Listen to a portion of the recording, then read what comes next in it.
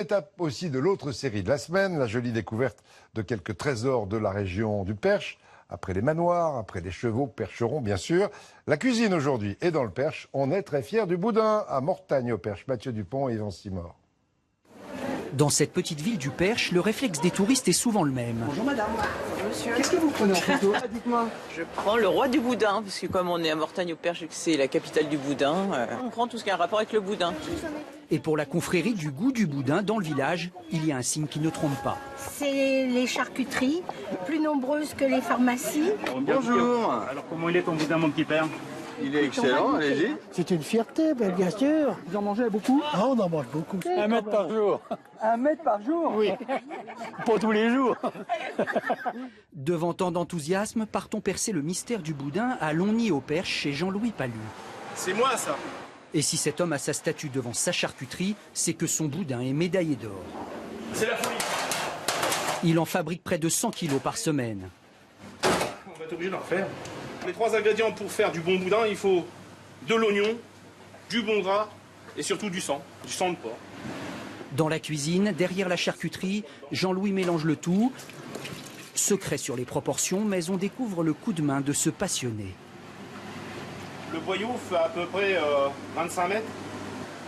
20 minutes dans l'eau bouillante, le temps de faire un petit tour à la boutique qui ne désemplit pas. Et ici, chaque client a ses habitudes. Il est très bon et le mercredi, chaud avec de la purée. On en a pris pour l'apéro, ouais. Eh, c'est cuit, venez. Jean-Louis apporte son champion encore fumant dans la vitrine. Et voilà.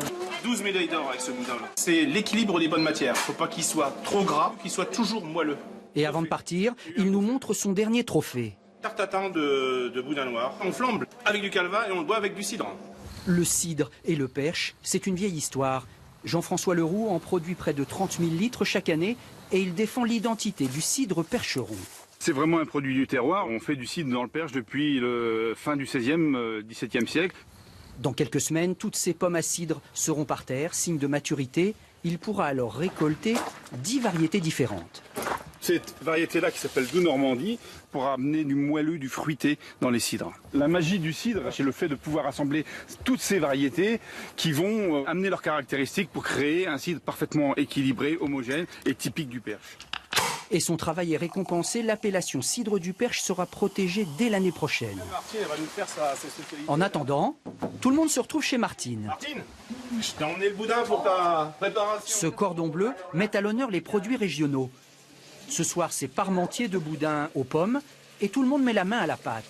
C'est ça les amis. Voilà. Pommes flambées au calva, un peu de crème fraîche et après une demi-heure au four, Le plat est prêt. voici le parmentier typiquement percheron.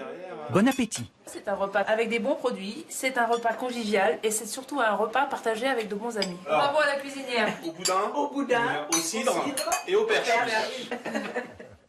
La cuisine de terroir, on en parlera beaucoup ce week-end sur une autre chaîne au cœur des régions consacrée à la gastronomie pour donner le coup d'envoi de la semaine du goût. Ce sera une émission terroir. Demain pour le Perche, on repartira dans la nature, dans le parc naturel. La Bourse de Paris pendant ce temps-là, elle dort bien, regardez, ça bouge pas du tout, à 5363 points. Dans un instant, Evelyne Delia, encore l'été dans le midi, mais l'automne dans le nord, à 20h, Gilles Boulot. Et nous on va se quitter, allez, avec encore quelques images magnifiques de ces voiles de Saint-Tropez, c'est si beau. Bon après-midi, à demain.